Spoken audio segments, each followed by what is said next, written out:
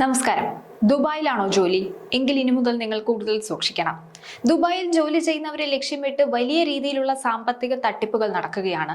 Work from home, part time ജോലി വാഗ്ദാനങ്ങളിൽ വീഴുന്ന ഉദ്യോഗാർത്ഥികളെ കൊണ്ട് പുതിയ ബാങ്ക് അക്കൗണ്ടുകൾ തുറപ്പിച്ചാണ് തട്ടിപ്പ് സംഘങ്ങൾ അനധികൃത പണമിടപാടുകൾ നടത്തുന്നത്.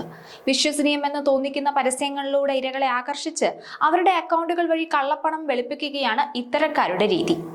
AI സാങ്കേതിക വിദ്യയും വ്യാജ സോഷ്യൽ മീഡിയ പ്രൊഫൈലുകളും ഉപയോഗിച്ച് നടത്തുന്ന ഇത്തരം ചതിക്കുഴികളെ കുറിച്ച് ജനങ്ങൾ ബോധവാന്മാരാകണമെന്നും അജ്ഞാത സ്രോതസ്സുകളിൽ നിന്നുള്ള വാഗ്ദാനങ്ങളിൽ വീഴരുതെന്ന് പോലീസ് മുന്നറിയിപ്പ് നൽകുന്നുണ്ട്. ദുബായിൽ ജോലി തേടുന്നവരെ ലക്ഷ്യം വെച്ചിരിക്കുകയാണ് പുതിയ തട്ടിപ്പ് സംഘങ്ങൾ. ഇരകളെ കൊണ്ട് പുതിയ ബാങ്ക് അക്കൗണ്ടുകൾ തുറന്ന് ആ അക്കൗണ്ട് വഴി സാമ്പത്തിക ഇടപാടുകൾ നടത്താൻ ആവശ്യപ്പെട്ടാണ് തട്ടിപ്പ്. ഇത്തരത്തിൽ തട്ടിപ്പിനിരയായ ഒരു യുവാവിന്റെ അനുഭവം വെളിപ്പെടുത്തിയാണ് ദുബായ് പോലീസ് മുന്നറിയിപ്പ് നൽകുന്നത്. സോഷ്യൽ മീഡിയയിൽ കണ്ട് work from home, part time ജോലിയുടെ പരസ്യത്തിൽ ആകൃഷ്ടനായിട്ടാണ് ഇയാൾ അപേക്ഷിച്ചത്. വേഗത്തിൽ അധിക വരുമാനം നേടാമെന്ന വാഗ്ദാനത്തിൽ വീണ യുവാവിന് ജോലിയിൽ പ്രവേശിക്കാമെന്ന സന്ദേശം ലഭിക്കുകയായിരുന്നു. തുടർന്ന് പുതിയതായി ആരംഭിച്ച ബാങ്ക് അക്കൗണ്ട് വഴി പണം സ്വീകരിക്കാനും കൈമാറാനും ആവശ്യപ്പെട്ടു. യുവാവിന് അക്കൗണ്ടിൽ പലപ്പോഴായി പണം വന്നു തുടങ്ങി. ഇടപാടുകൾ തീർക്കുന്നതിനോ ക്ലയന്റ് ട്രാൻസ്ഫറുകൾ പ്രോസസ് ചെയ്യുന്നതിനോ ഈ പണം മറ്റൊരു അക്കൗണ്ടിലേക്ക് മാറ്റണം എന്നാണ് തട്ടിപ്പുകാർ നൽകിയ നിർദ്ദേശം. ഓരോ ട്രാൻസ്ഫറിനും ഇതിന് കമ്മീഷനും ലഭിച്ചു. ബാങ്ക് ട്രാൻസ്ഫറുകൾ പരിശോധിച്ച ശേഷം ചോദ്യം ചെയ്യലിനായി യുവാവിനെ പോലീസ് വിളിപ്പിച്ചപ്പോഴാണ് തട്ടിപ്പ് പുറത്താകുന്നത്. ഒരു കമ്പനിക്കായി ജോലി ചെയ്യുന്നുണ്ടെന്നും മറ്റൊന്നും തനിക്ക് അറിയില്ലെന്നുമായിരുന്നു യുവാവിന്റെ മറുപടി. സാമ്പത്തിക ഇടപാടുകൾ പോലീസ് നിരീക്ഷിച്ചതോടുകൂടിയാണ് തട്ടിപ്പ് സംഘം പിടിയിലായത്. ഓൺലൈൻ തട്ടിപ്പുകൾ തടയുന്നതിന്റെ ഭാഗമായി 3 മാസത്തിനിടെ 103 വ്യാജ സോഷ്യൽ മീഡിയ അക്കൗണ്ടുകൾ പൂട്ടിച്ചിരുന്നു ദുബായ് പോലീസ്.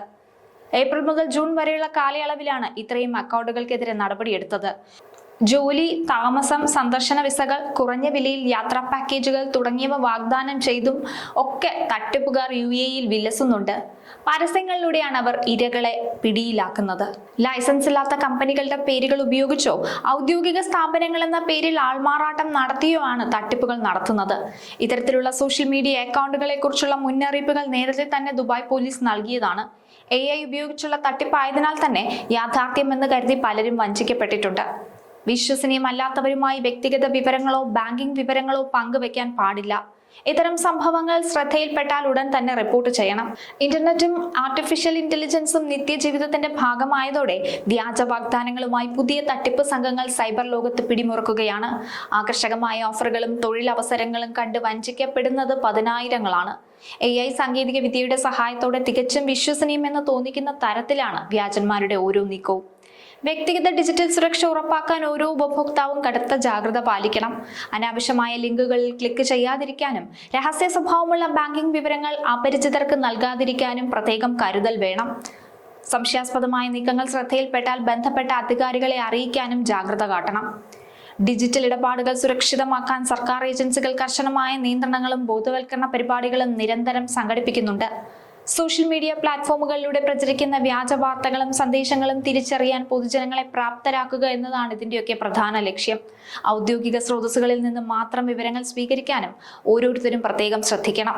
സൈബർ ഇടങ്ങളിലെ സുരക്ഷ എന്നത് നിയമനിർവഹണ ഏജൻസികളുടെ മാത്രം ചുമതലയല്ല, മറിച്ചത് ഓരോ വ്യക്തിയുടെയും ഉത്തരവാദിത്തം കൂടിയാണ്.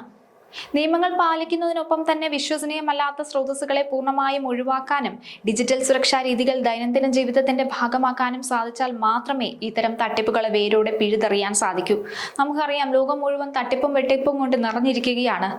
തട്ടിപ്പിന് സ്വദേശിയെന്നോ വിദേശിയെന്നോ ഉള്ള നോട്ടമൊന്നും ഇല്ല. അവരുടെ ലക്ഷ്യം ഒന്നു മാത്രമാണ്, അത് നിങ്ങളുടെ കയ്യിലെ പണമാണ്.